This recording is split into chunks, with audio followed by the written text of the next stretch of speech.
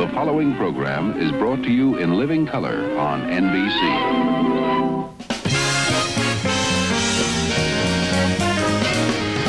From Hollywood, The Tonight Show, starring Johnny Carson. This is Ed McMahon along with Doc Severinsen and the NBC Orchestra, inviting you to join Johnny and his guests, Vincent Price, Elliot, John O'Banion, antique bike collector Jeannie Trepanier, and from Washington, D.C., Barbara Howar. And now, here's Johnny.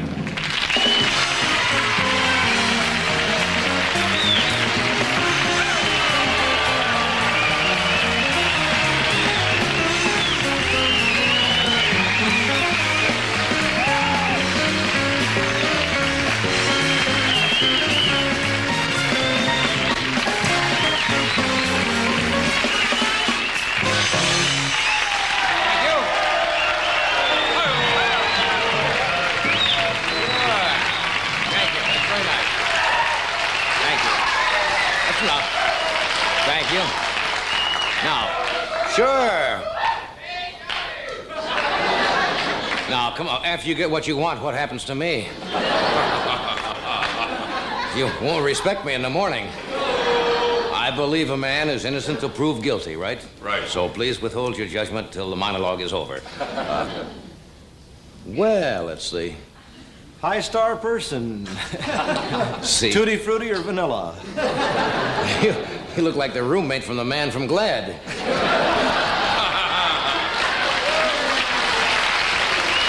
Hi there. That is a great looking suit. Thank you. I tried hard to have something decent on tonight. Yeah, but that's... Only missed by about that much. Yes. This is a last week of autumn, isn't it? It is? I just told you it was. Oh, all right. It's for this joke, it's the last week of autumn. Autumn's beautiful in California. You can always tell autumn in here. You know, the leaves turn brown the same color as our lungs. that's You'd how throw the calendar upside down for that joke? That's right. For that joke, I made it the last week of autumn. You sound good tonight. No, you're going to be good. Now, you see, last night we had an older crowd. Yeah, no, we did. This is a nice, good-looking young crowd. Last night, you can always tell when you...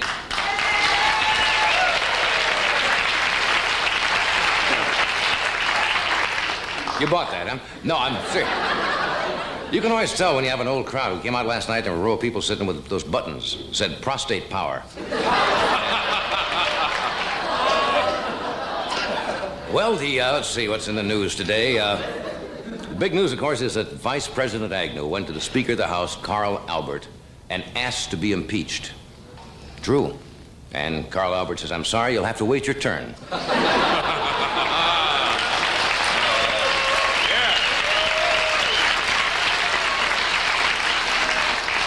I think we should mention that tonight starts the first night of the Jewish New Year, Rosh Hashanah, which is, yes, it does. And so, Happy New Year to all of our friends. President Nixon celebrated the Jewish New Year by sending a card to Archibald Cox, the prosecutor. It said, let my people go.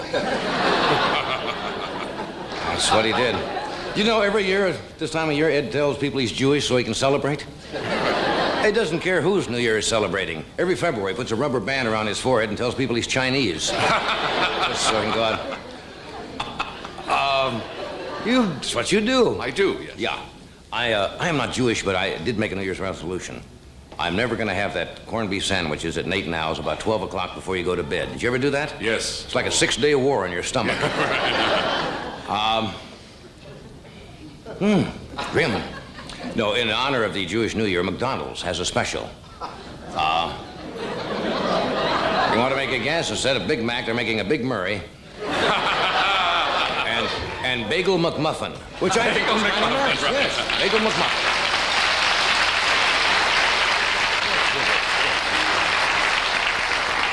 Isn't it nice the astronauts are back?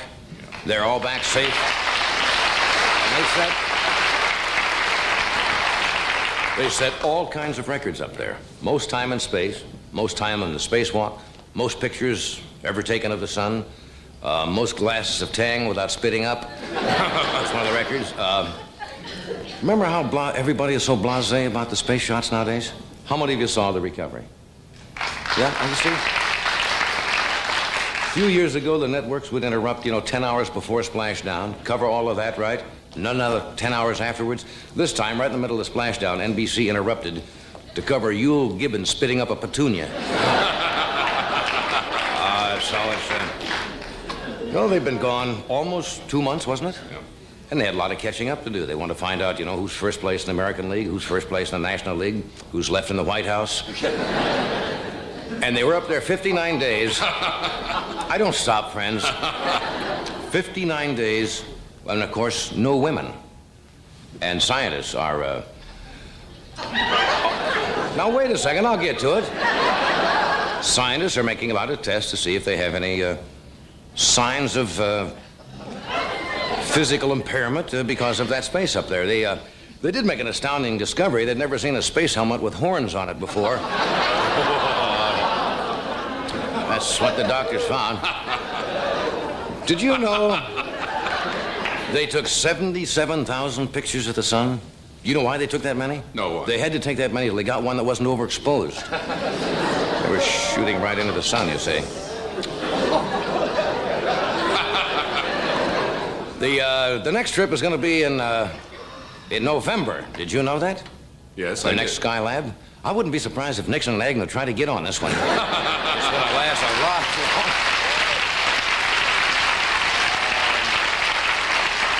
What do you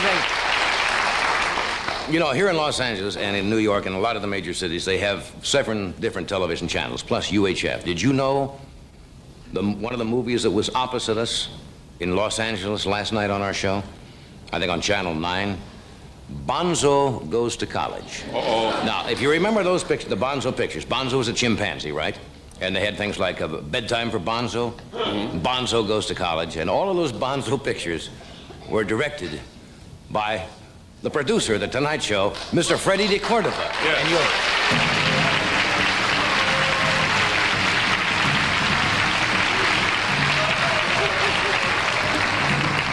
It's nice to know that a man who made a monkey is a star in charge of my career. Fred, I'll make you feel at home. No, you directed that for all of those, right? Bedtime for Bonzo, Bonzo Goes to College, Bonzo Gets Rid of His Tension. You don't remember you saw that one? That was, here's a sign in the green room. It says, please do not feed the guests. You see how that hangs on when you make those pictures? That's what he did. Ooh. Okay, let's move right along now. No, we do have a exciting show tonight, don't we? Yes, we do. Did you tell him who's on? Yes, I did. We have Cass Elliot with us tonight, Vincent Price, John O'Banion, a young lady with some interesting, I want to get her name right, Trepanier, I believe is the way she pronounces her name, with some antique bicycles, an authoress, or author, and what would she prefer? We'll find out. Barbara Howar, who has a book called Laughing All the Way, which is about the inside things that are happening in Washington, or have happened there, or will happen. Am I leaving something out? No, that's it. Any questions? This meeting is closed. We'll be right back.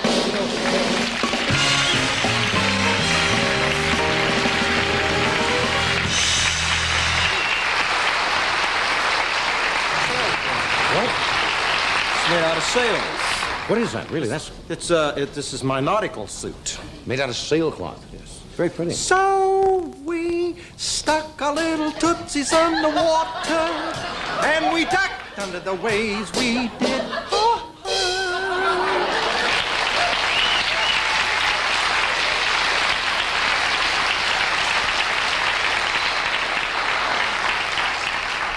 You do sail in a suit like that, don't you? Stick around. We're going to give you some happy new words about Hormel chili. Clap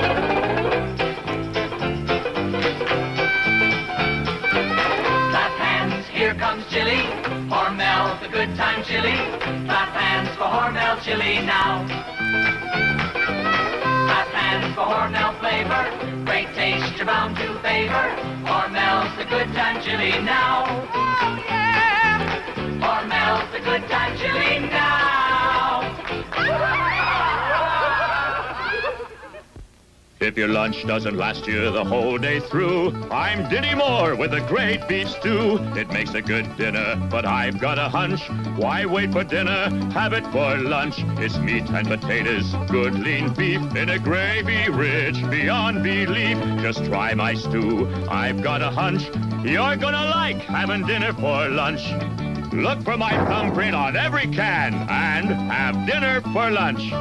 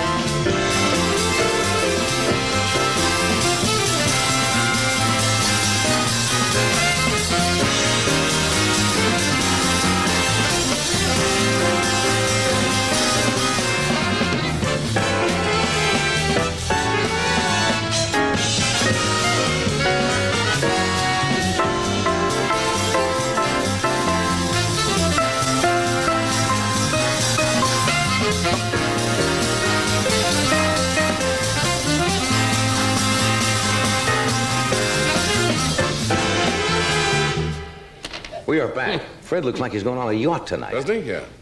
With Doc. With Doc. Sailing. Anything to report at all? Anything happening we should know about? Nothing's of importance. Just getting ready for our big show. Should mention that. Yes, we have on Tuesday night, among our guests so far, and usually on the anniversary show, somebody may or may not drop in, but we have Sammy Davis, we have Buddy Hackett, we have Don Rickles, we have Burt Reynolds, and we're going to do a tea time movie, so it should be an exciting night. Great. We hope you're with us.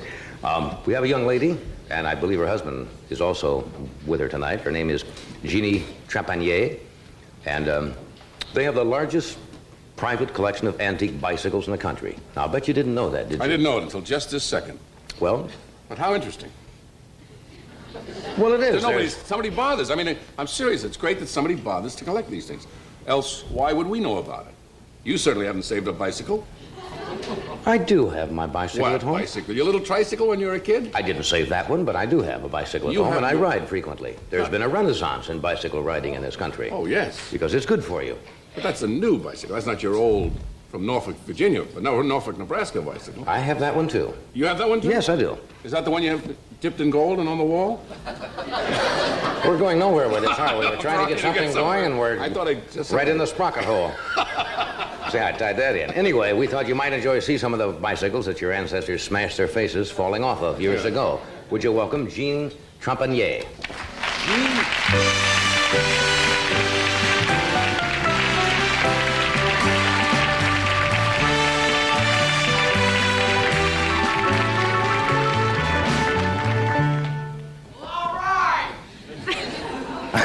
We got a very Victorian audience here tonight. That's what they wore, isn't it, when bicycling was an early fashion? Yes, it is. This is a genuine ladies' antique bicycling costume of the 1885 period. 1885? Mm-hmm. Now, when you go out and you ride bicycles, you wear that, or? I only wear this when I ride my antique bicycle. The antique bicycles. This is rather an unusual collection you started. What got the interest started in collecting bicycles? Well, my husband's a born collector. Yeah. And he started collecting when he was 9. Just odds and ends. And then he bought a buckboard by mowing lawns and working. And then when he was 11, he traded it in for a 1914 Studebaker. Got his parents to drive him all around in it. Right. Then one thing led to another, and he started collecting automobiles. Bob's a great swap meet goer, and he was there one day, and this man had a pamphlet on antique bicycles. He wanted it. Struck up quite a conversation with the guy, and the guy says, well, he says, if you're so interested in this book with old bicycles, would you be interested in an old bicycle? So he says, sure. That's all it took, huh? That's all it took. That afternoon we went over, and that's where we found the beginning. Is this where you find most of them? You go to these kind of swap meets and we find them at the swap meets. We find them all over the country. course, now people know about us and they write to us. And when you say antique now, in furniture, they say an antique, to be an antique, has to be over 100 years old, but bicycles, what is the definition of an antique? We consider our bicycles antique right at the turn of the century and before. We have bicycles going back to 1830. Is that right? Mm-hmm. Are they valuable? I mean... Yes, they are. They vary in price depending on who is selling it, how old it is, and how rare it is, and the condition it's in. Could you tell if somebody forged, you know, furniture forgery and stuff like that is very popular. How could you tell if somebody, a clever metal worker or something, got together, and are there certain things you have to know about them so you don't get... Bob can spot them. Is that true? He can spot the phonies, yeah. So nobody could really make up something and Not really, and pass it off? No, the workmanship and the tools they had to work with and just everything about it just dates it. What's the most expensive bicycle in your collection? Well, it's a tandem. It was made in England, and our latest offer on it was $5,000. $5,000? That's expensive. One bicycle. Is that like the old bicycle built for two? Do they make those anymore? I guess they do, Yes, don't they? do. Still make bicycle built but for two. they're a lot different.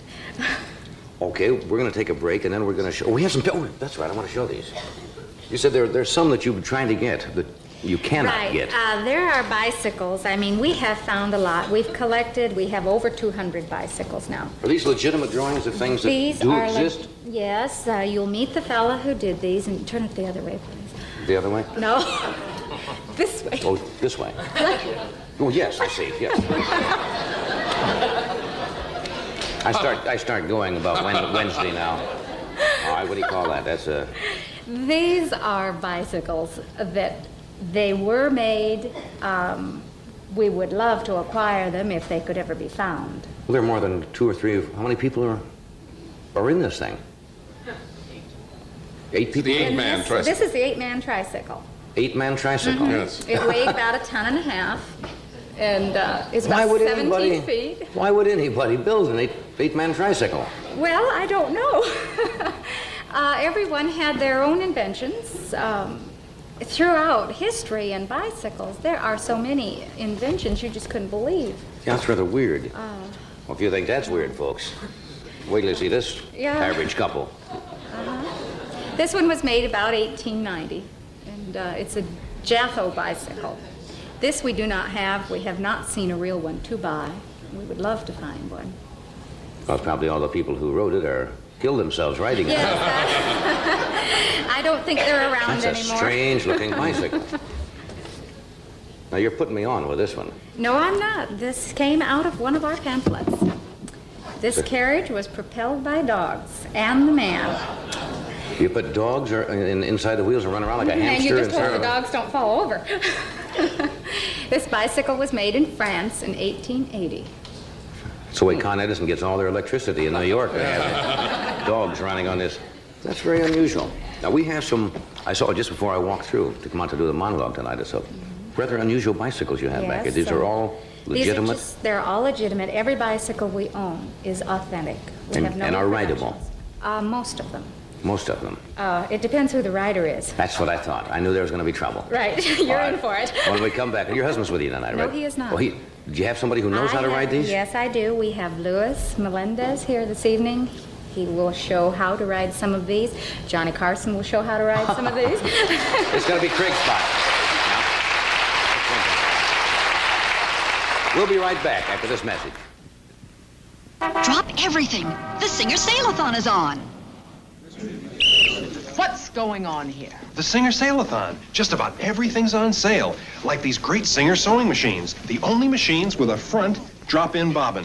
This zigzag model is just $79. And this one, with built-in stretch stitches, is now only $135. Wow, that's a steal. Drop everything and come to the Singer Sale-a-thon.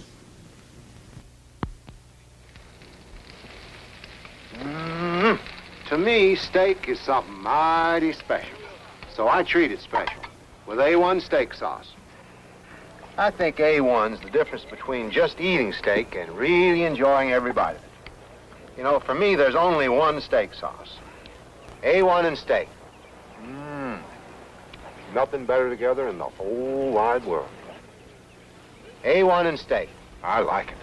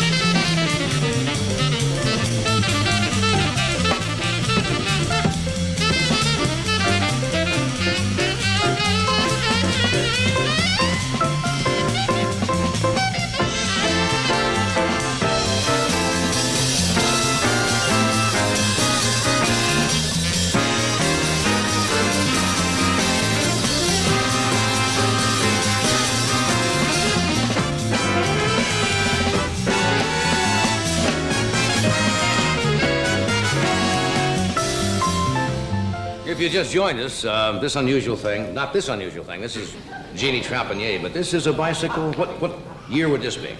This bicycle is 1885. 1885. It's a ladies' Columbia 2-track tricycle. And this is not rebuilt. This is authentic. Can you operate that? I sure can. Steers here, and it's very easy to operate. Is that crazy? Isn't that sweet?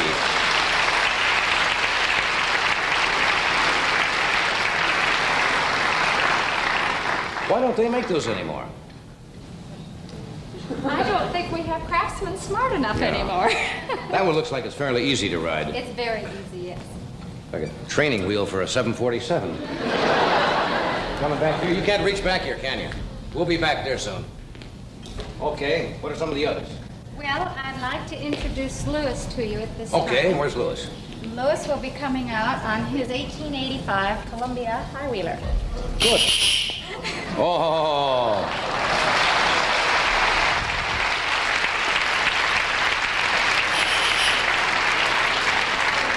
Now that's not easy to ride, is it? Well, you let us know. Why, you make it look so easy. Pessimistic, John. You want me to? How do you get on? How do you get on? Yeah. Well, Now, come on, this could be dangerous, right? let me turn it around this way so they can see the trick step a lot better. Well, there's a little step on the small Well, wheel. here's a step here called the trick step. Yeah. And the beginners generally get on this way. Right. I think it'd be better if I tried. Okay. Put one foot up here. 1 foot there. Now, when you learn to ride this thing, you have to just grab the handlebars like this and Push scoot off. along and stand up on the trick step. Right, And and learn then- to, balance on it. After you've been a little familiar with it, you do something like this. Oh,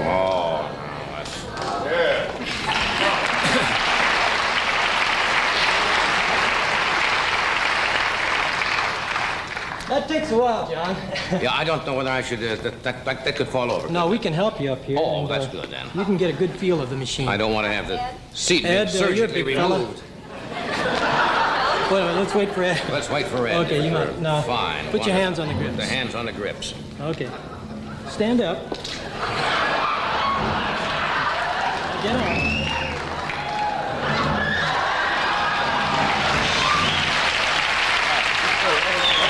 Okay, now, put even pressure on the pedals. Yes. You let me know when you want to go. What? If you want to release, we'll release. No, don't let me go.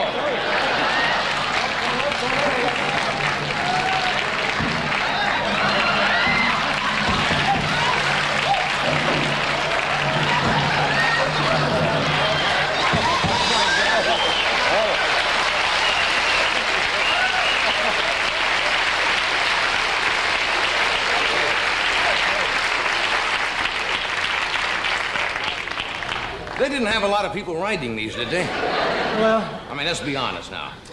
no, it was generally for the adventurous young man. And, I can see that. and That's extremely difficult to get up there. And thank you. It's nice climbing down you.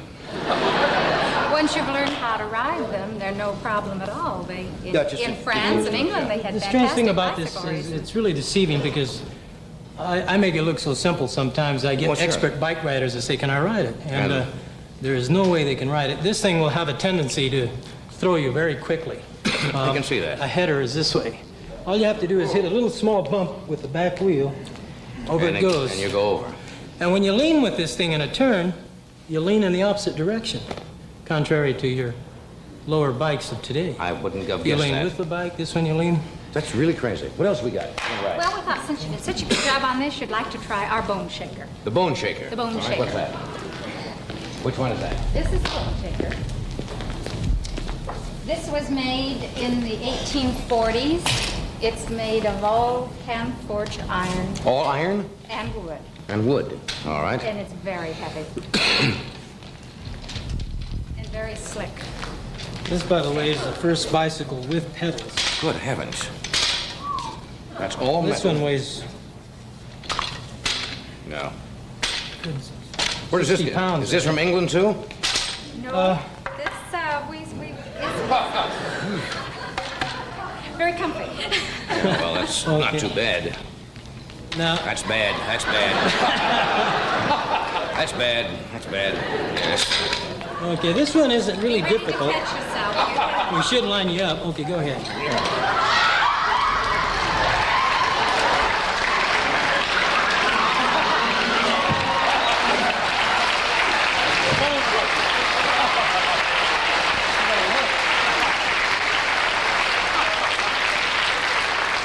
Give me something easy. All right, would you like a partner? Yeah. Ed. Ed, come on. We have a companion bicycle. Right here? Yes. Isn't this sweet? This bicycle you can ride two side by side. How's this going to work with Oops, my handle just came off. different weights? The weight Ed, makes no excuse me, let me Yeah. take the grips off because they're kind of loose. We don't have them. A person can ride this double, or one can put the seat in the center and ride Hi, it big single. guy. Hi, fella. You live in the neighborhood?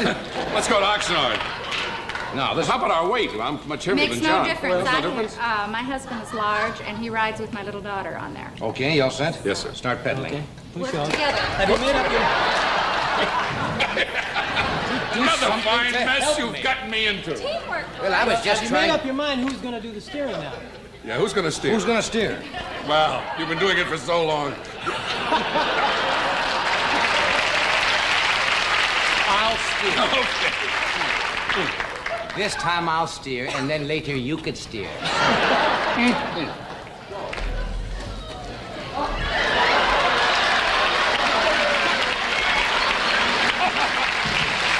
Just where I wanted to go. I can go back and do a commercial.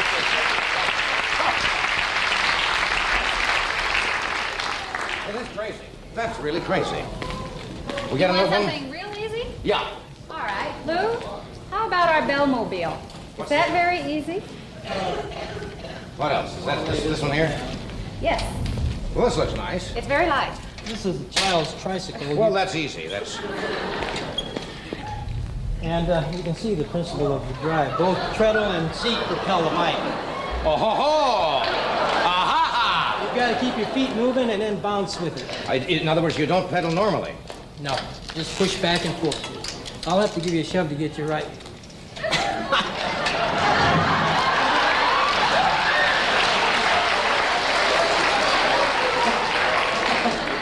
The seat comes up. And up.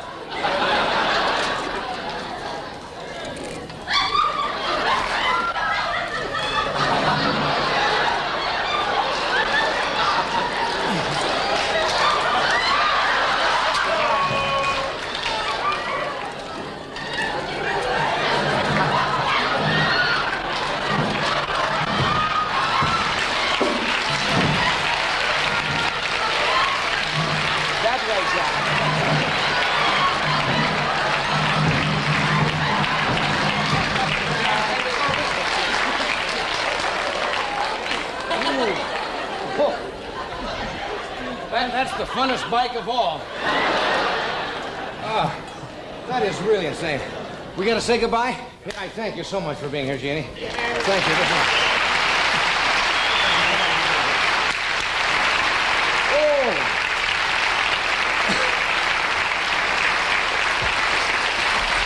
We'll be back. Here's Ed with a word about Alpo. If you've ever been awakened by a cold, wet nose, you know your dog has a lot of different ways to show how he loves you. And you show your love lots of ways, too. One of the nicest, from our dog's point of view, is by feeding him his favorite, Alpo. There you go, pal. Okay. Like this Alpo beef chunks dinner that Colonel here really is looking forward to. Alpo is something that most dog foods don't. Real beef. Nice, big chunks of it. That's what sets Alpo apart from most of the others. Meat byproducts and beef chunks. And you know how your dog loves that. The other thing that you can be sure about with Alpo is that every can contains all the vitamins and minerals recommended to keep a dog healthy. So if your dog isn't already getting Alpo, consider switching him to it. Because we think Alpo Beef Chunks Dinner is a very nice way to say, I love you, to your dog. You know, this is National Dog Week, sponsored by the Pet Food Institute. And Alpo would like to join them in saying, deserve to be your dog's best friend. You got it all.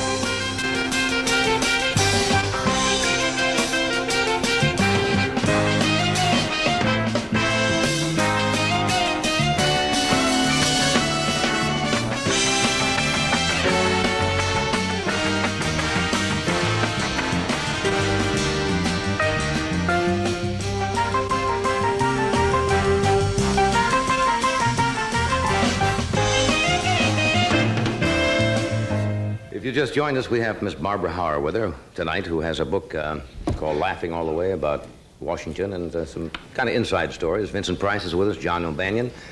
And this gal here, we have not seen for about a year. I don't think she's been with us. But this Friday night, her first television special called Don't Call Me Mama Anymore will be showed on CBS. And this is her latest album, which RCA, which happens to have the title of the same name, Don't Call Me Mama Anymore. Would you welcome, please, Cass Elliot. Cass?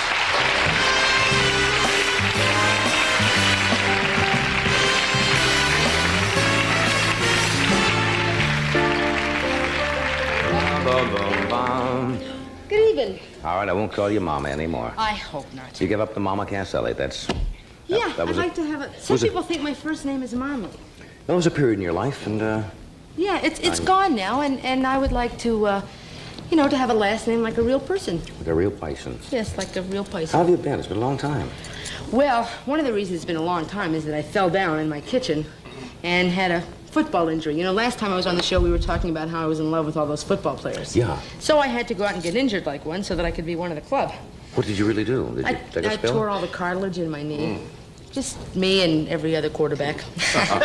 I wish. Yeah, However. Did you have to go in and have that? I had surgery done, and... I'm sorry. So was I.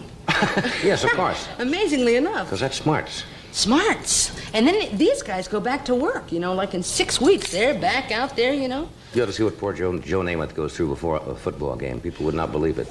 With the braces, steel braces on his legs, on his knees, and not fun. All I trussed wouldn't up. recommend it if you're looking for a little fun. Go to a drive-in. It's better. All the accidents, everybody who gets hurt happens in the home, right? Most of them. Somebody falls down in the bathtub or the kitchen like that. Yeah. Were you excited about your special coming up? Yes. Did you have fun? I really did have fun. I know Dick Van Dyke is on the show. Joel Gray. Joel Gray. It's the first time I've ever done a show that I had a little bit of control over, you know, and... Did what you wanted to do. For the most part, and I saw it yesterday, and the first time even when I've done this show, I never watch it. Why not? I'm nervous, you know? Oh, come on. Oh, come on really? Yourself. You've been doing it 14 years. You're not nervous. You don't care. No, not 14, not yet. Oh, well, 11. Scratch 2 11. or whatever. But, I mean, I get nervous, and so I never watch myself, and I went yesterday to a screening, and I saw it, and it's okay. It's okay? Yeah, some of it's real good, and some of it is, but that's all right. It's good. Yeah. Well, Joel Grill is not bad, Academy Award winner. Yeah, not chopped liver. Dick. Somebody said you got... Maybe he is chopped liver. Somebody said you had the animal. Oh, Gentle Ben. Yeah, now what? Gentle Ben, the bear that was in the... The bear that played Gentle Ben, whose name is actually Bruno. See what happens to Hollywood? They come here right away. It should be the other way around. The agent says to the bear, you know... And it should be the other way around. The bear's Ben's agent is a beaver. You didn't know that. Says, why don't you change your name to Gentle Ben? He is a beaver. Yeah. I've met him. Why did you have Gentle Ben on? I don't know. Somebody said it was a good idea. No, he ate a Tootsie Roll. He ate a Tootsie Roll. Of all the guest stars, how did Gentle Ben show up? I don't really know. That's not on there. You're not supposed to ask. Yes, I'm going to ask, yes. Gentle Ben. Well, I don't know. Somebody said... Oh, well, I'll tell you. I wanted a big sports figure on the show. Right. Well, wait a minute. Give me a chance. Because, you know, I love sports. Right now, I came on the show one time and said that I was really in love with Jack Snow, and nothing happened. That's right. That.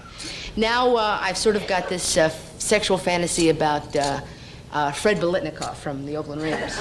You always go for receivers, don't you? I certainly do. You ever not just... Yes, you're in a pattern there. And so we couldn't get anybody like that, so we decided to get Secretariat. Because he's, you know, the horse of the year, and he's a, you know, the horse does not do television. He's a very exclusive horse. Probably holding out for his own show or so something. We got, you know, yeah, probably his own series. They just walk him around and pay him a lot of money. I imagine they would be scared to take that horse into a building, you know, or anything like that, because if it breaks a leg or something. Yeah, he could hurt himself. It's all over. Yeah, but, you know, he don't have to race. He can just... for a lot of money. What would you have done if you'd have had the horse on the show? I don't know, actually. You know, after You're getting back to... like this, and it's all over. He counts to 3. Well, he's been offered a lot of money to go to Las Vegas, of all places, to just walk him around on the stage for 15 minutes. He's been offered more than I make in a month. That's incredible. Aren't we in the wrong business? If my legs were just a little longer, I don't know. Just to look at the horse. Just to look at the horse. But he's a great horse. Yeah. He's pretty. Somebody told me you had a day, back in your hometown, they held a day for you. They had Cass Elliot Day in Baltimore, Maryland. Oh, that's a kick, isn't it? And we had a parade. Oh, it's a great kick. We've been preempted in Baltimore. The special is not showing in Baltimore until 5 o'clock the next afternoon. It's been preempted by some other show. I'm really mad about that. Why's that? I don't know why that is. Do they have a baseball game or something back there that day? It's actually Alistair Cook. So when I get to England, I'm going to punch him in the mouth. Preempted in your own hometown? In my own hometown. We even had the mayor and everybody. And just, you know, and it was in signs and a parade and... Were you born there, or is that where you started? I was born there and raised in that general area, Washington, Virginia, you know, that whole area. It's always a thrill when you go back, don't they, hold a parade? It was a great thrill. I mean, we really had a, and especially have a parade. I mean, you know, I could show, you know, my family who told me, you'll never make it in this business, kid. Yeah. You know? Did you say we have some film or we have to do a commercial? No film. We do have a piece of film? Is this from the, Now, I have not seen this. What's so this don't from? expect me to be blastingly witty here. From the big day in... I didn't know we had any film. All right, let's see the big day in Baltimore. Every day you learn something new. They'll probably preempt this, so they won't be showing it. There it is. Isn't she wonderful? Isn't that nice? They did that. They had clowns and everything. The kids came out on the street. I, William Donald Schaefer, Mayor of the city, do hereby proclaim August the 15th, I'm getting my high school 1973 as Cass Elliot Day in Baltimore. I never graduated from high school, you see, so they gave me my high Cass, I school want to diploma. give you the biggest key to the city of Baltimore, and Look, there goes the plate script. down there. There goes my speech. I'm telling you, we're having a real time here. But we're going to get you this key. We're going to get this key to you no matter what. Bring my... He was really wonderful. He really was wonderful. Was that the my mayor? pleasure Yeah, to that's Mayor hand to Schaefer you of that Baltimore. diploma that is 13 years overdue. That's my mom putting the robe on me. Forest Park High School honorary diploma has been awarded to Ellen Naomi Cohen. Oops, Cass that's Elliot the real name. on the successful completion of the general curriculum given under the hand of the seal, the city of Baltimore, the 15th day of August, 1973, signed by everyone. I don't... Look at all those folks. Look Can at you that. imagine that? All those folks came right out there. It was wonderful. Thank you. Your honorary... Got the cap and... Yes. How about that?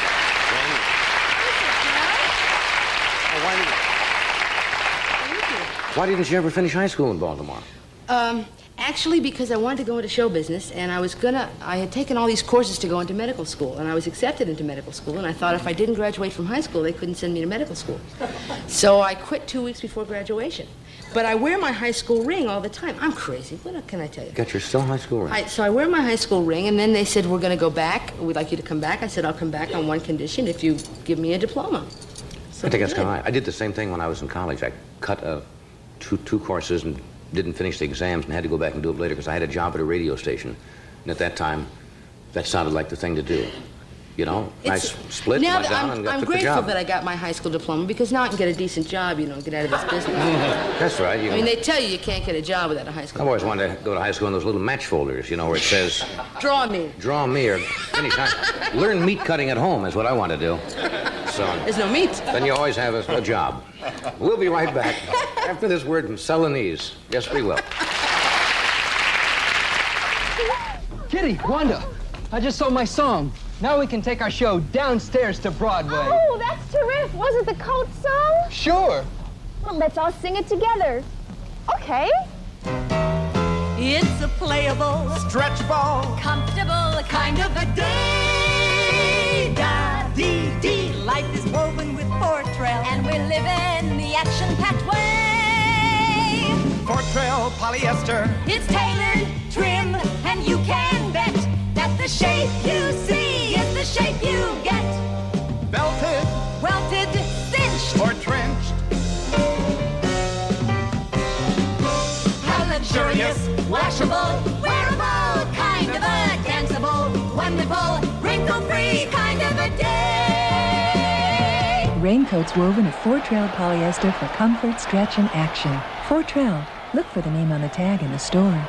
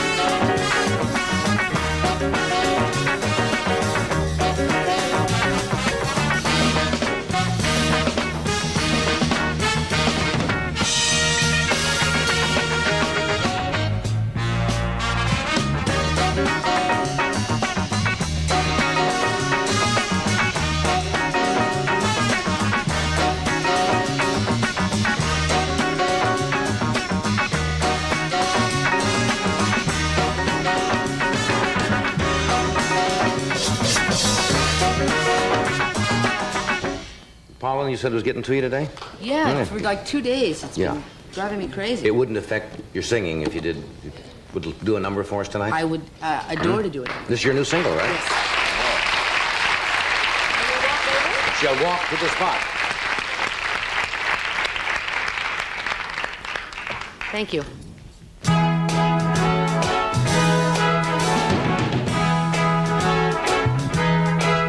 I'm coming to the best part of my life, catching fire, climbing higher. There's nothing I can see to hold me down. I'll keep trying till I'm flying, and I'm feeling no pain. There's a song that's hung in my brain. I wanna sing.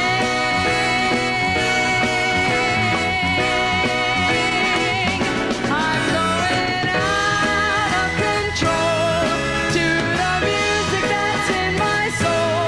I wanna sing.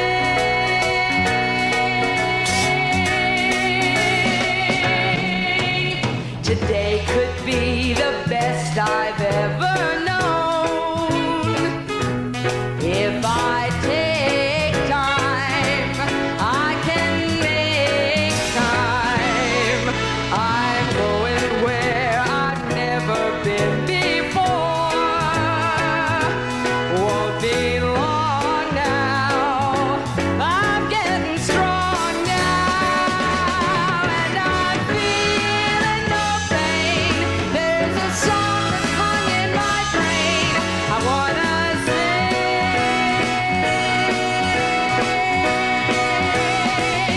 I'm going out of control to the music that's in my soul.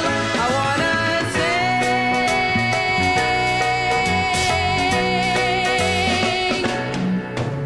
I finally feel the future's on my side.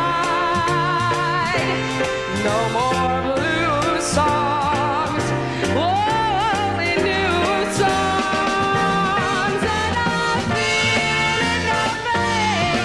There's a song that's hung in my brain. I wanna sing.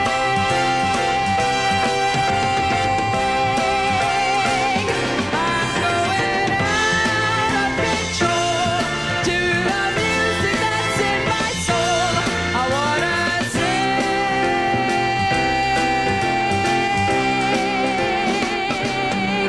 'Cause I'm coming to the best part.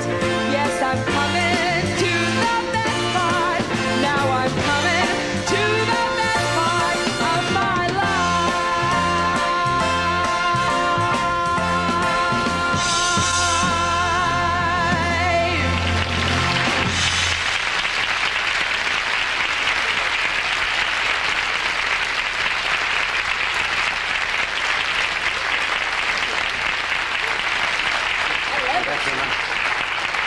I tell you, that's kind of how I've not I heard feel. that before, but that's a good song. It's really the way I feel. Things the are best going part, so everything is- good for me with the special and the new album and everything. Yeah, that's great. That I'm real excited. Did you ever have a period in your life where it was the other way, where you said, Yeah, forget it? yesterday was grim. Moody, huh? Oh, and my nose was Thanks for doing that. That's nice. Hope it's Yeah, big it's for fun. you. We'll return in a moment. We have a word from General Foods, and then Vincent Price will join us, John O'Banion, and Barbara Howar. This is part of my work. With a PhD in biology, I teach and do research in immunology. As a mother, I also try to do a little research before I buy anything for my family. But I must admit, my boys were the ones who introduced me to Tang. They wanted it because they loved the way Tang tastes. And when I saw all the vitamin C it contained, I had to say, okay. Now Tang fits right into my home. The astronauts aren't the only ones who drink Tang. We Americans love coffee, but coffee can be bitter. Bitter, bitter, bitter. You could even see a bitter cup of coffee on a man's face. To take some of the bitterness out of your life, switch to Sanka brand decaffeinated coffee. When we take out the caffeine, we also take out a lot of the bitterness, leaving just a good, smooth-tasting cup of real coffee. Sanka decaffeinated coffee. If it's less bitter, it's better.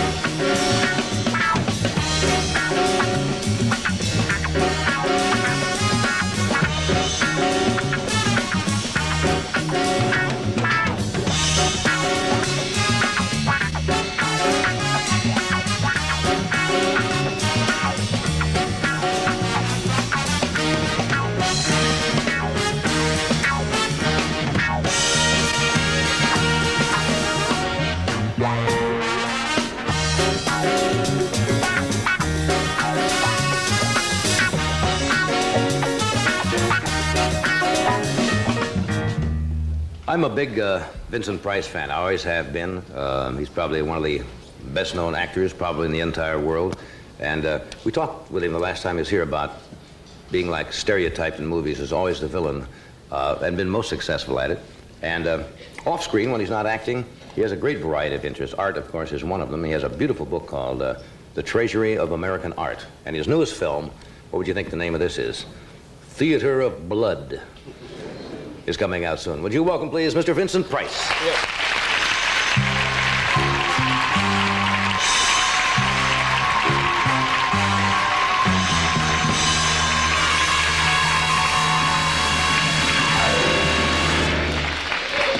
Good evening.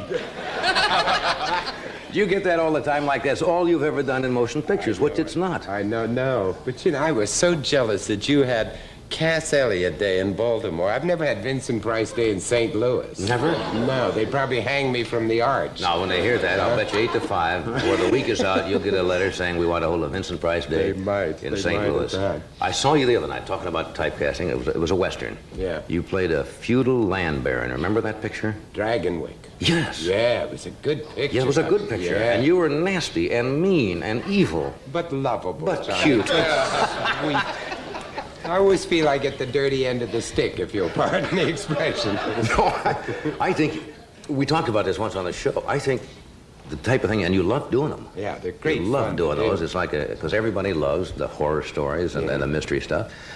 And they're timeless. Yeah. They're not dated at all, right? Well, you know, you get to play such different kinds of parts. I mean, the hero is so dull. You know what I mean, huh? Yeah, the good guy is always... Yeah, but the hero's usually a fairly dull, straightforward guy. He's got to be good. But in Theater of Blood, for instance, I play 8 Shakespearean parts. Now, I'm an old Shakespearean ham actor, and I don't win the Critics' Circle Award. So, to get even with them, I kill off all the critics. One by one. Yeah, but the lovely thing was, you know, that when the English actors read the plot of the picture, they all wanted to be in it. Right. And so we have 12 of the best actors in England. Robert Morley and Dennis Price and Diana Rigg and Coral Brown. Fantastic people in it. And I knock them all off. And go around one by one. Yeah, one by one. Each one according to a play in Shakespeare.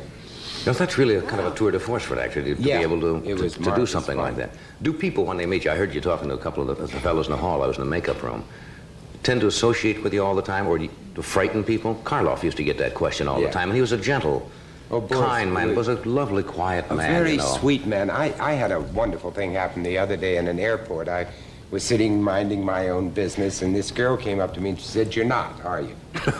And I said, "I'm not who?" And she said, "Boris Karloff." And I said, "No." I said, she said, "You're not Boris Karloff?" And I said, "No, he's dead." And she looked at me and said, "He is," and walked away. Never asked who you were? Never asked who I was at all. Not exactly an ego builder, is it? It was one of the most humiliating things that has ever happened to me. He is, and she just split. Just went away. Didn't have the slightest idea who I was. She knew I wasn't Peter Lorre because he was short. Right. I wish we had that film clip. I think we talked about it one night on the show. And I think you were in that picture. Did you do a picture with Peter and Boris? And Boris and Basil. I did one called Tales of Terror. And another one, yeah, somebody saw it. And, you know, this week in Paris, there's 7 of my pictures playing in a film festival. Can you imagine anything more depressing? Not a bit. I think that's great. People love that. Yeah, I think they do. They go all night long on the Champs-Élysées. There's nothing else to do in Paris anymore. But no, that film clip I was talking about, and I don't know who had it, but I saw it one night. And there was a scene where you were trying to break into a safe or something, and it was at the outtake. It was never in the picture, of course. And you were breaking up. Yeah. You were putting each other on. Now, there was something so strange about seeing you and Karloff and Laurie acting like children and giggling when this was supposed to be a very intense, diabolical scene, and all of a sudden somebody would do something to somebody, and you'd all sit there and giggle. But Peter was the most hysterical man in the world, you know. He had marvelous gags. We did a picture called The Raven. Oh, sure. And it was a wonderful kind of spoof. And as we were walking down, I always keep my folks buried in the house because it's very convenient. I can get at them, you see. Right. And so we were going down to get a little hair of a dead man down in the cellar. And when we got down there, Peter went along this great balustrade and all of this marvelous stuff, you know. He said, I guess it's kind of hard to keep these big places clean. And so we got down there, and I opened up the coffin, and I reached in, a hand came out, and I said, down, Daddy, down.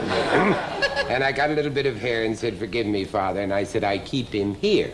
And Peter said, here? Where else? Yeah, he was a nice man. He never said a word in the script, but it was very funny. Yeah. Hey, the book is lovely. I was just looking at it. It was a lot of work, but it was great fun to do. I know of your great and tremendous knowledge of art. Well, I'm fascinated by American art, you know, because I don't think a lot of people think there is anything called American art. Yeah, if you ask people to say to name painters right away, they start thinking they're Rembrandts and Renoir, French painters, so English painters, but there is a really very, very real American art. As a matter of fact, I've just been invited to go to Poland. No jokes. Oh, no way. And to look at their picture? No. No. Oh, that's unfair. Now, you know. That's unfair. Now, that was, make it Estonia. That's Estonia or whatever. Silly. No, we're going to take a lot of American Indian art over there because they love anything to do with the West. And I have a great big painting called The Death of Sitting Bull, done by an eyewitness, an Indian. Is that right? So I'm going to take it over there and lend it to them and to the Russians. Is the great majority of American art, the American Indian, a great percentage of it? A lot of it is, but I think it's the first book that has 2 living American Indian artists in it. That's great. Let me take a quick break here, and we'll return in just a moment. Stay with us.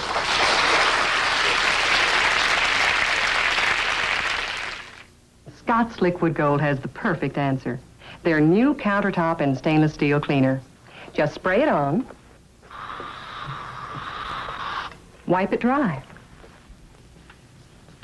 You won't believe how it cleans off dust, grease, water stains, fingerprints, clean, polished, and looking like new again.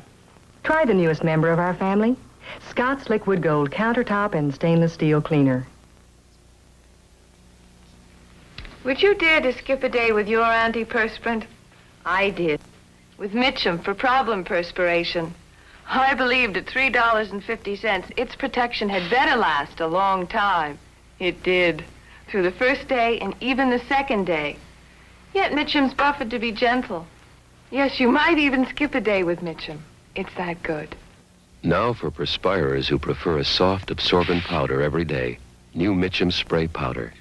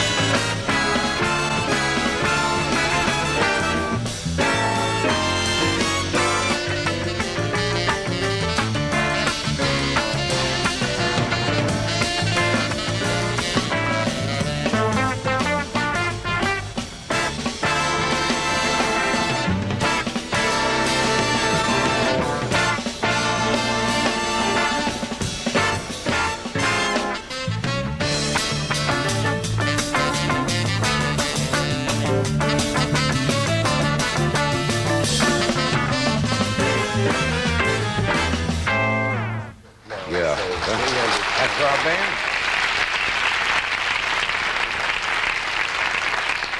I was just looking through this Treasury of American Art. It's really a lovely book with the reproductions and everything. You know, usually when you say art, a lot of people get panicked because a lot of people aren't educated about art, and there seems to be almost a revival, at least in this country, of now people becoming conscious of paintings and wanting to have them and enjoy them in their home, and yet people get very scared when they go into a gallery sometimes. Kind of uptight about it, yeah. Like if something is expensive, that makes it good. But all the publicity about art today is about how much it costs, you know, not how good it is. And I think it's frightened a lot of people away from it. Right. And it really is something that we should have around and enjoy instead of all of that ersatz junk that's sent over from Europe. Yeah. You know? There are also art snobs, too, aren't there? Like there are wine snobs. In other words, a painting is only good if it's of Lamenck, something hanging on the wall. Of the blue period or something. Yes, yeah. And the painting itself can be something that you wouldn't want to live with. No. And yet if you have it in your house, you have to live with it. What about people, you can rent paintings. Oh, yeah, most people don't know this. It's a great idea. Museums, you can rent paintings. You can rent a $50,000 or $100,000 Van Gogh or Sicily or something like that and hang it on the wall. You get a guard that lives in. Yeah, it lives in with a gun. But that's kind of impressive. You're just going to have the neighbors over for a night. You know, and you go down and hang a Rembrandt on the wall, just for the night. One of the first parties I ever went to Hollywood, it was a great big movie mogul, and he had all these wonderful paintings in the house, and they were all rented for the night. Really? Yeah. I wonder what if he had another party the next night. There weren't that many pictures in Hollywood. They're all gone. Yeah. So I had a bad day at the track, and cash it all in. You paint at all? Nope, don't. Did you ever try? Yes, I tried and found out I had no talent. How long did it take you before everybody says anybody can paint, and that's not true. Everybody can't paint, obviously. No, you can't paint. It takes a lot of work to paint, you know. It really takes a tremendous talent. I studied all about it, but I have no talent. No. So I just quit and decided to be a good audience for it. Because without them, you ain't got no show. That's for sure. Most people should start, I suppose, if you start with oils, because you can change as you go along, right? Yeah, yeah. And fool around. It's good therapy, though. Want to do this, and then John, and then Barbara? Fred? Yeah. Fred's watching Bedtime for Bonzo on the other channel. We'll take a break. Stay right with us. We shall be right back.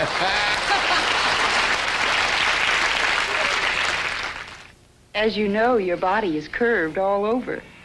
We're going to take one of those curves and show you what happens on Simmons Beauty Rest coils. Because they're individually pocketed and compressed, they're free to push up and fill in all over. But at equal pressure, these ordinary coils don't fill in as readily. That's why Beauty Rest gives you all the support you need to get a good night's sleep without having to work at it. It's like an overnight vacation. Boy, get just a few pounds overweight and you feel like you're dragging around a ball and chain.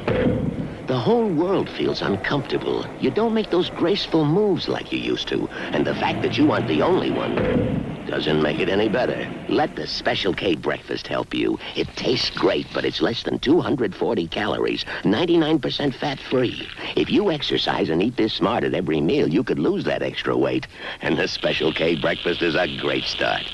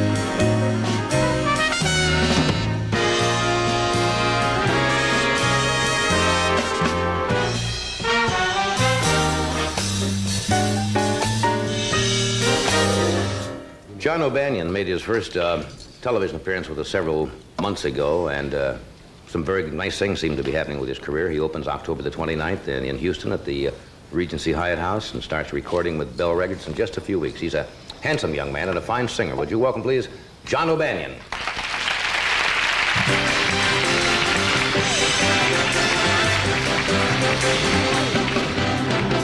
Everything has its season, everything has its time. Show me a reason and I'll soon show you a rhyme. Cats fit on the windowsill, children fit in the snow. Why do I feel I don't fit in anywhere I go? Rivers belong where they can ramble. Eagles belong where they can fly. I've got to be where my spirit can run free. Got to find my corner of the sky.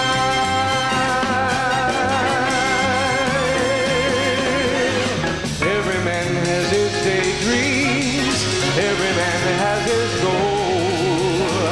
People like the way dreams have us sticking to the soul. Rain comes after thunder, winter comes after fall. Sometimes I think I'm not after anything at all. Yeah, rivers below where they can ramble. Eagles belong where they can fly. I've got to be where my spirit can run free. Got to find my corner of the sky.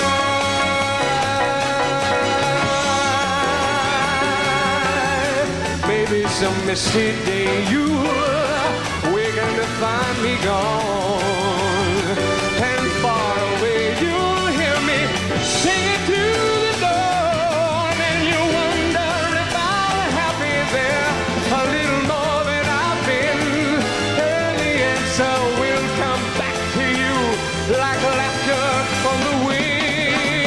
Yeah, rivers below where they can ramble. Eagles belong where they can fly. I've got to be where my spirit can run free. Got to find my corner, my little corner, my little corner of the sky.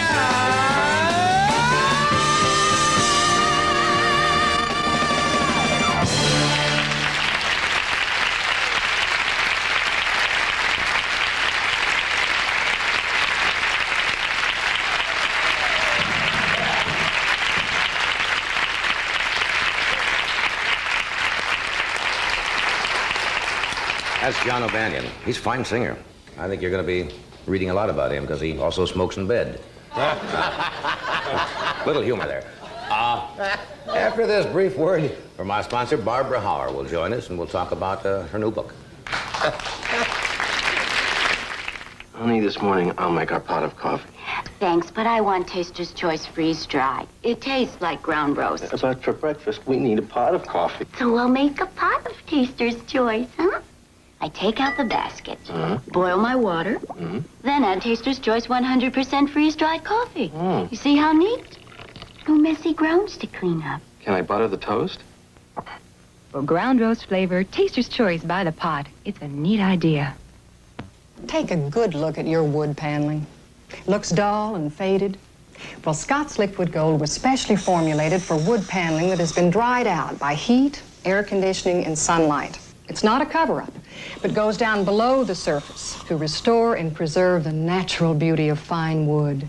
Liquid Gold cleans away dirt and helps hide scratches and water stains. Remember, for best results, don't use wax after using Liquid Gold. Use Liquid Gold regularly, in aerosol or liquid.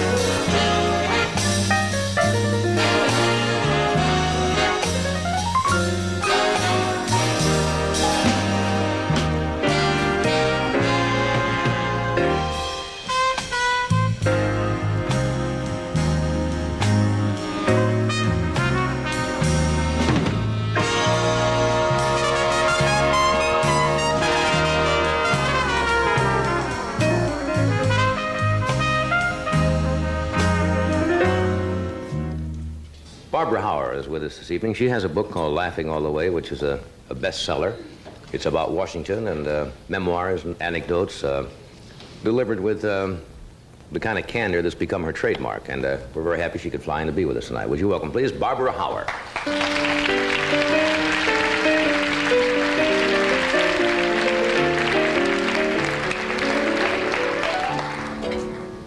Welcome back. Thank you. I'm glad to be here. I must tell you, it's my birthday, and I want to thank Cass Elliot for singing the best song a woman who's 39 years old could have sung on her birthday. Today's the beginning of the best time of my life. Is this your birthday? Yes. Well, happy birthday.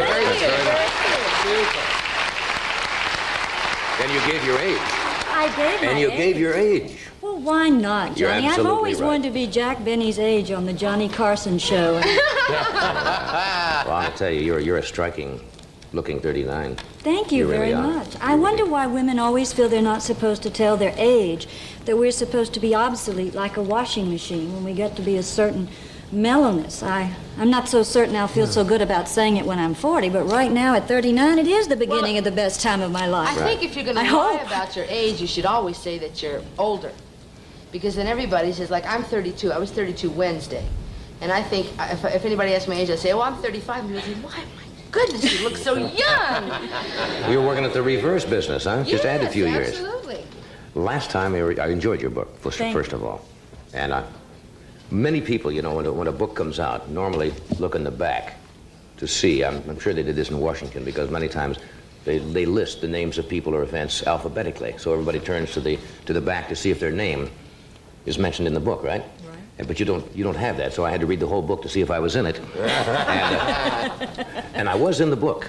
And I got the feeling, it was just a small little mention, but when you were here on the show some years ago, you said, now maybe I'm getting this out of context and you can correct me, that you thought I didn't like you, or something like that.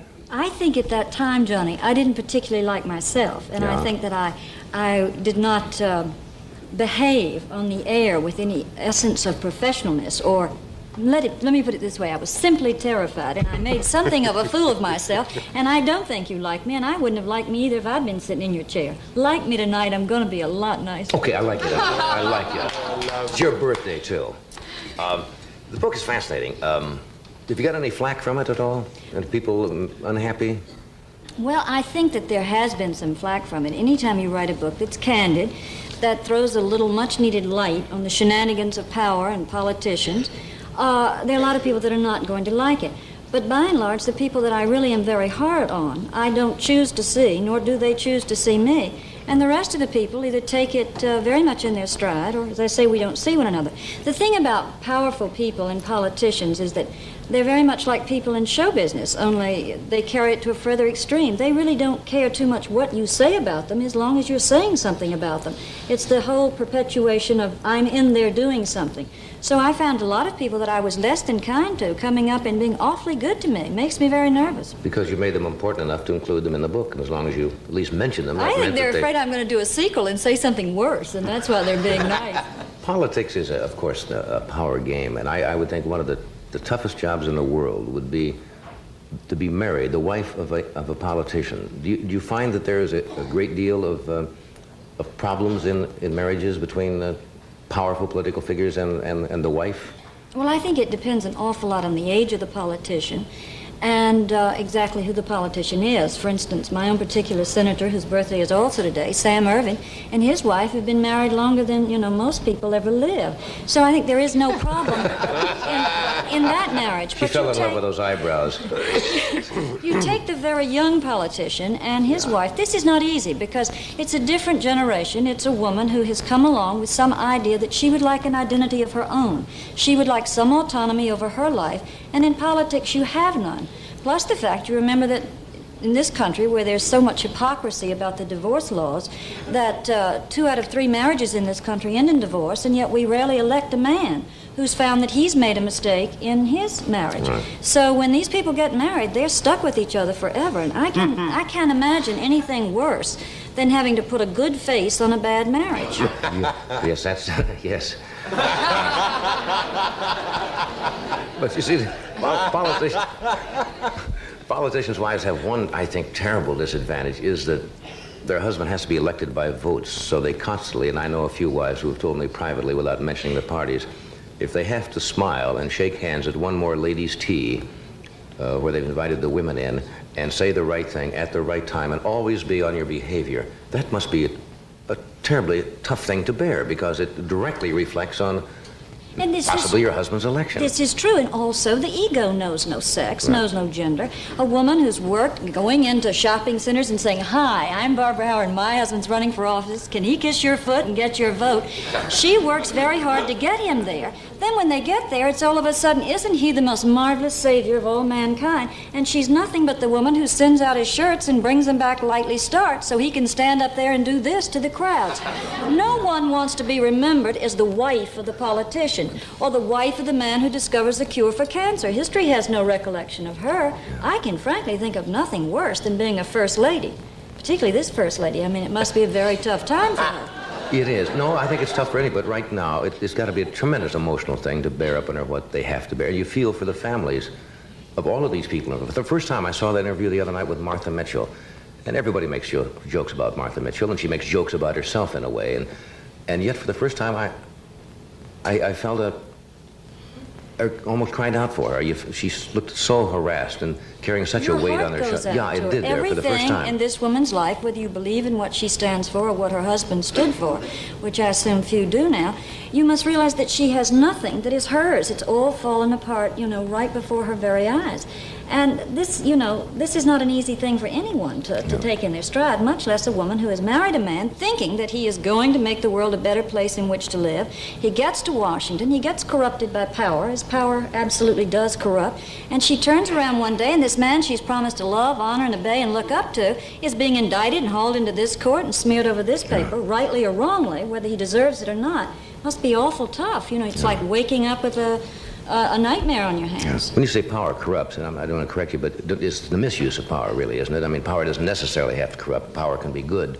But the misuse of the power. I think that that's probably splitting a hair. I think that anyone who gets accustomed to the trappings of great power, like the trappings of great luxury, will bend their integrity awfully much like a pretzel in order to keep that power.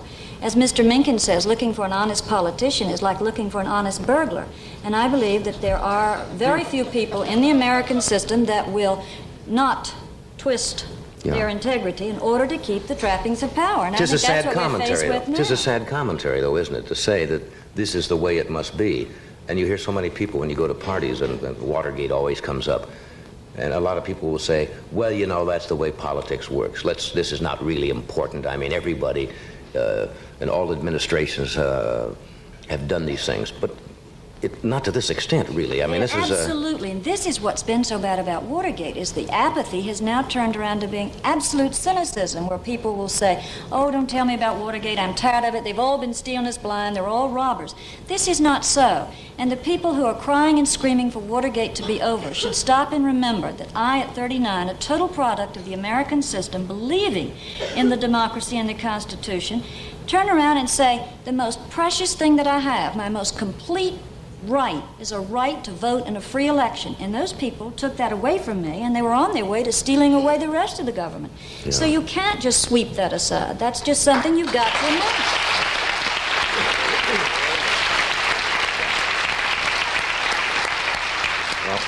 Well, you spend most of your time in Washington now, don't you? It must be a rather uptight place right now. It is so uptight. It is the most uptight place. And of course, the constant conversation now is about Vice President Agnew.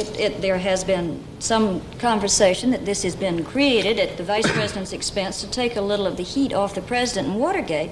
But the main topic of conversation is, if the Vice President either steps down voluntarily or he is forced to step down, does a president who may or may not deserve to be impeached, who may or may not be impeached, have the right to choose for us a vice president? And of course, all the wags in Washington say that if the president has a right to select someone to follow in Mr. Agnew's steps, God forbid, that he will choose someone who will be much more lenient if he gets to be president on the people in the Watergate who will be able to be prosecuted when they get out of office. And the rumor is that the person that would be the most kind toward the Nixon crowd, the Watergate crowd, would be John Connally.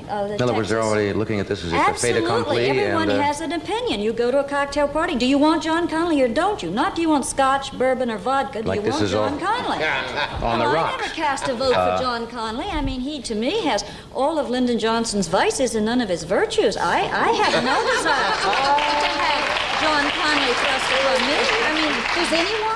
I wouldn't know. You get invited to many parties down in Washington, Barbara? Not at the Connollys, I would imagine. But I imagine when you do go to parties, and that's where you pick up information and so forth, do people kind of avoid you? Are they a little reluctant to really tell you anything? Well, if they've got something to hide, they're very cautious that they don't get seated next to me at dinner, because I do like to ferret it out, and I would love to come on here and tell it every time I know something, because I believe that a government that's being run properly, that they can discuss what they're doing, and it can be talked about. So there are a few people who still avoid me like the plague, and the number's growing, I guess, after tonight. I think it was John Ehrlichman who said, when he was testifying about something, he was tired of seeing senators or congressmen coming onto the floor half in the bag or under the influence of alcohol trying to make decisions like this was a great deal of this going on in Washington. Well, there is any a great validity deal of into it that? going on, but that was one of Mr. Ehrlichman's problems. Every state has the right to select their own congressmen and their own senators. And if the state of Mississippi wants to put a boozer in office, that's that state's business and none of Mr. Ehrlichman's business, and he had no business to peep and pry on him and try to keep him from office. If you want a drink, that's NBC's problem. They put you here. It has nothing to do with Mr. Elliot. We have classes here. Ed goes to them every Saturday night at NBC to talk about this very problem. No, but he left the impression, you're right in what you say, they have elected them. He gave the impression that people were on the floor making decisions, about what affects us in the country, and he thought that was wrong, and people should know about it. Well, I think most people do know about it, particularly the states that send these representatives. There are a lot of congressmen and senators there who chase women. Most of the senators are too old to chase women, but there are some congressmen who do. Is there a lot of hanky-panky? Well, there is a great deal, yes. Well, when you are faced with the burdens of governing or placing a vote that's going to mean something of national importance, I suspect that it gets just as trying and tedious, and you get just as tense as you do doing anything else. So they're only human beings. Politicians are no, deities. They're flesh and blood, just like us. They line up to see Deep Throat, and naturally, if they've got a pretty secretary and a wife who's always nagging them, they're going to do just what any insurance salesman or any talk show commentator or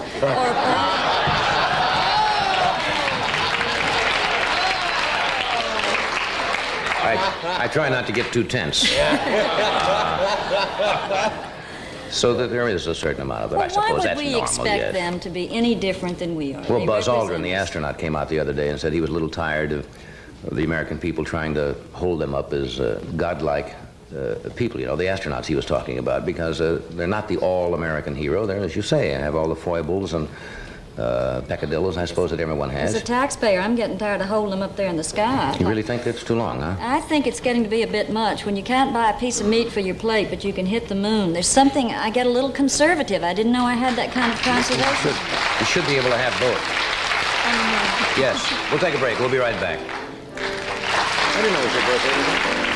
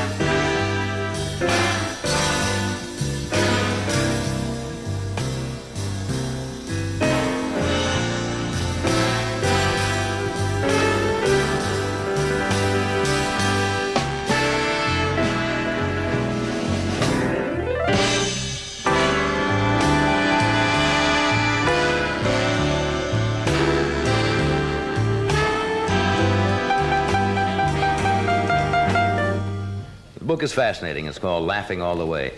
Where'd you get that title? From E.E. Cummings. Looking forward into the future and backward into the past, I walk along the highest hills and I laugh about it all the way. What else from Washington can you do but laugh? That's not a bad way to go through life. Keep your sense of humor. Nice to have you with us tonight, Thank Barbara, you. and happy birthday. And Thank Vincent, thank you. And Cass, I thank you. And tomorrow night we have Michael Landon with us, Johnny Mathis.